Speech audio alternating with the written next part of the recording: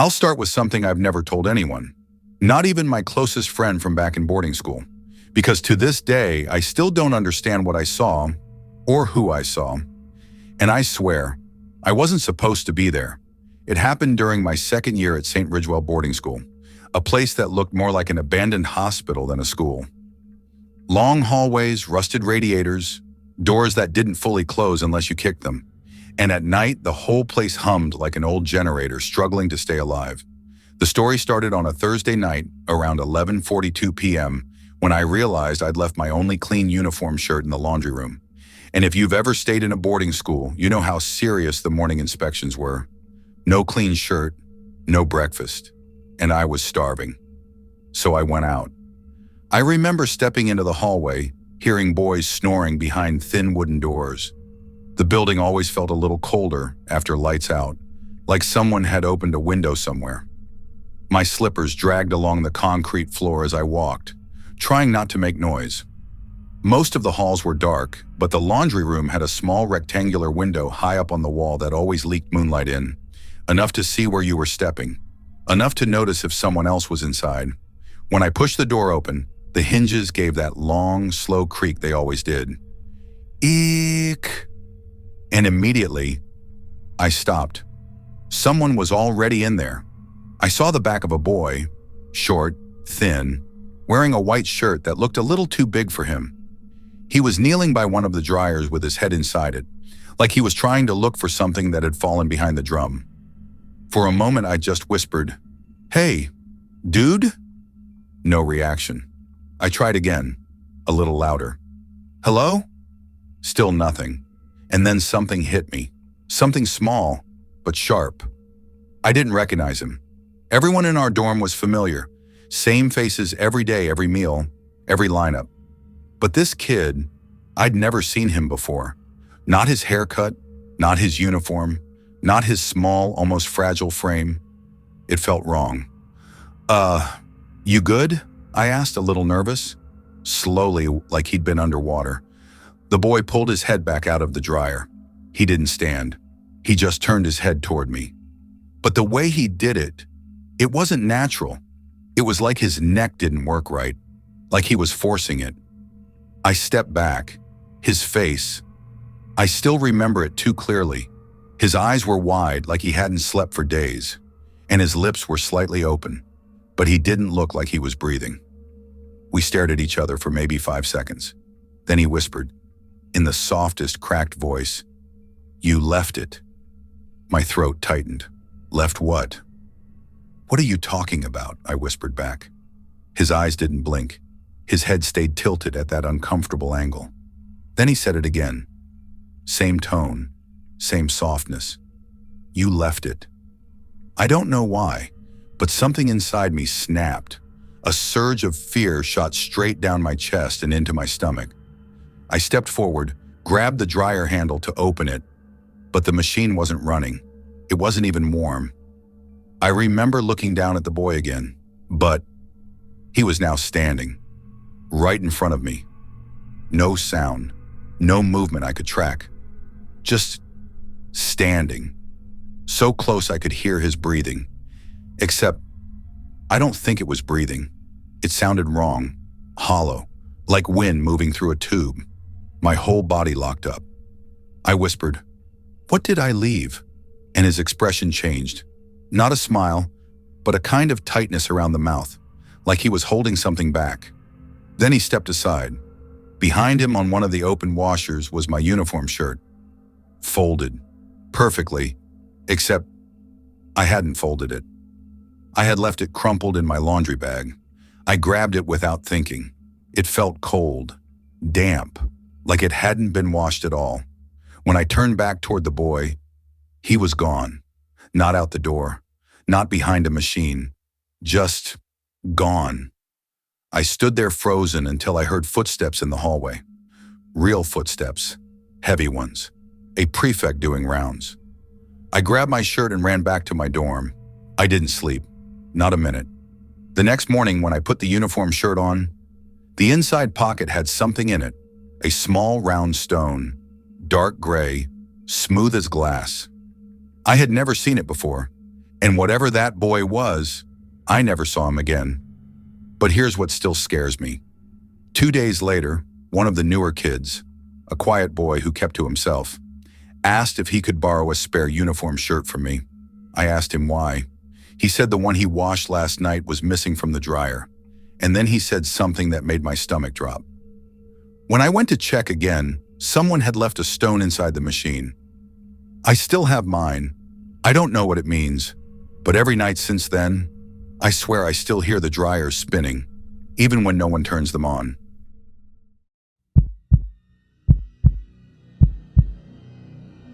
I should warn you, this one still messes with my head more than anything else that happened to me in boarding school. Because unlike the first story, this one had witnesses, people who saw the same thing, but none of us talk about it. And I honestly don't think we ever will. It happened during my final year at St. Ridgewell, when they moved me to Block C, the dorm everyone joked about, but nobody wanted to stay in. The jokes weren't funny though, not when you knew why the block always had 1 or 2 empty beds each term. People transferred out, a lot, for stupid reasons too. Couldn't sleep, didn't like the layout, didn't feel comfortable. Everyone said the same vague stuff. Anyway, it was late October, around 12:17 a.m., and exams were coming up. Our lights were supposed to go out at 10 p.m. sharp, but I was under my blanket with a small flashlight, trying to revise chemistry formulas I still don't remember to this day. Outside my cubicle, the dorm was silent. Just that old building breathing. The pipes, the creaks, the faint hum of the power running through walls built in the 60s. Then the lights flickered. Not the flashlight, the actual dorm lights. Flick, flick, flick. I froze, because they were already off. They had been off for hours. I peeped over my blanket, expecting maybe the hallway light was bleeding through the door gap. But no, the whole dorm was glowing faintly, this strange low orange glow. I turned off my flashlight and waited. The glow pulsed once, twice, then disappeared. I thought maybe I was just tired. Maybe my eyes were playing tricks on me after staring at the book for too long. But then I heard the whispering. At first it sounded like 2 people. Maybe the seniors pulling some stupid prank. Then it became 3, 5, more. Soft overlapping voices. Too many voices. All whispering at once. None of the words were clear. Just the sound. Shh, shh, shh. My skin prickled instantly. I sat up. Across the dorm, I noticed heads lifting from bunks. Other boys had heard it too. The whispering grew louder. Not angry, not rushed. Just urgent. Like someone trying to warn us of something we couldn't see. Then the emergency lights snapped on. Bright red beams filled the hallway outside, flashing slowly. A loud metallic clunk echoed down the corridor, followed by the dull hum of backup power. Someone whispered, "Why's the generator on?" But nobody answered, because that was when we noticed something far worse. The dorm door, the big metal one with the magnetized lock, was already open, wide open, and the hallway outside was pitch black beyond the red emergency light. A few boys were sitting up now, watching. No one moved. No one even breathed loudly. It felt like the entire building was holding its breath. Then we saw it, a figure, standing at the far end of the hallway. Not walking, not turning, just standing. We couldn't see a face, or clothes, or even an outline. It was just a dark shape where no shape should have been, but somehow, all of us sensed it was facing us. One of the guys closer to the door whispered, "Who's there?" No reaction. Then he stood up, which was the bravest and dumbest thing I've ever seen. He stepped toward the door, squinting. "Hey, who's—" The red emergency light went out. Everything, every inch of the hallway, went black. The boy near the door screamed. Not a scared scream, a scream that sounded like someone had grabbed him. Beds creaked. People jumped up. Someone near me shouted, "Turn on your phone lights." I turned mine on instantly. The entire hallway lit up in scattered beams of white. The boy who'd screamed was lying halfway inside the dorm, halfway in the hall. His face was pale, eyes wide. His hands were shaking like he was freezing. "What happened?" I yelled. He pointed down the hall. "There was someone beside me," he whispered. "Right beside me." But the hallway was empty. Just concrete floors and peeling paint. No figure. No shadow. No shape. But then more screams erupted behind us. Two boys at the back of the dorm were pointing toward the windows. I ran to look. Outside and across the courtyard, Block B's windows were flickering, lights turning on and off rapidly, like someone was running past every switch inside. And in one window, for just a second, a face appeared, pressed against the glass. Not like a curious student, more like someone trying to escape, someone silently begging. The lights in Block B all shut off at once. The courtyard went dark. Then our emergency lights flicked back on, this time bright white, almost blinding. And the hallway. The hallway was empty again, completely. But here's the part that still makes my stomach twist. The metal dorm door, the one that always slams shut because of the heavy magnet. It slowly began to close on its own.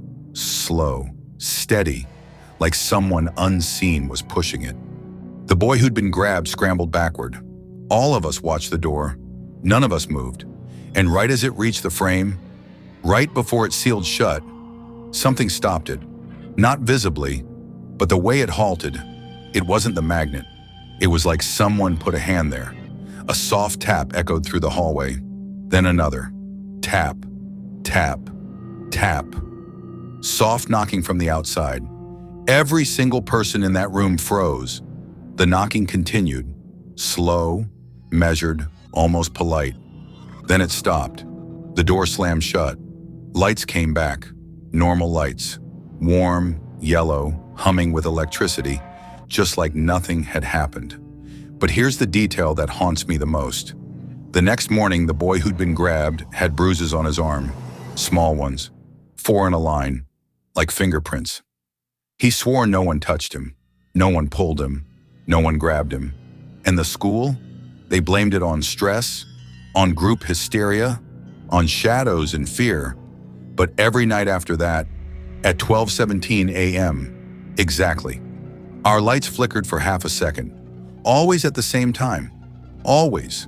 And some nights, if you stay quiet enough, you can still hear whispering coming from the hallway of Block C, even though no one stays there anymore.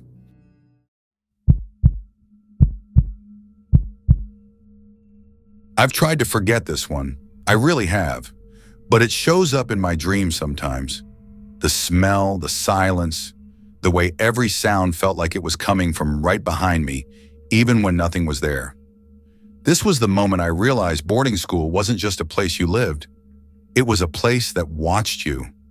It happened during my very first term at St. Ridgewell, before I got used to the routine, before I understood which parts of the school you should never go near after dark. The basement was the worst of those places. If you ever went down there, you'd understand. The air always felt cold and stale, like it hadn't moved in decades. And the walls, damp, cracked, sometimes even pulsing with moisture, looked like they had been built over something the school didn't want anyone seeing. The only reason I ended up there that night was because my housemaster sent me to look for a missing mop. It sounds stupid, I know, but at the time I was the youngest in my dorm, and the youngest always got the chores nobody wanted. It was around 10:56 p.m., right after prep time ended. Everyone else was getting ready for bed. I remember walking past the hallway windows and seeing the courtyard lamps flickering outside. They always flickered before rain. I took the old metal staircase down to the basement. Each step echoed too loudly, too sharply, like the building was listening. When I reached the bottom, I saw the familiar single bulb hanging from a wire, swaying slightly like someone had just brushed past it. The light barely reached the corners of the basement. Everything outside the circle of light was just black. I took a breath, stepped inside, and closed the stairwell door behind me. The room smelled like mildew and something else. Something bitter, metallic. There were wooden shelves with cleaning supplies, broken chairs, boxes the school refused to throw away, old student mattresses stacked against one wall. The mop was supposed to be in a corner, next to the rusted water heater. But when I reached the corner, it wasn't there. I sighed. Great. Someone probably moved it earlier to avoid punishment. I turned to leave, but stopped, because something was wrong. The basement door wasn't fully closed anymore. I was sure, absolutely sure, I had shut it behind me, but now it was open by maybe 3 inches. A thin sliver of darkness stared at me from the stairwell. My chest tightened. I took a step toward the door, thinking maybe the hinges were loose. But then I heard it.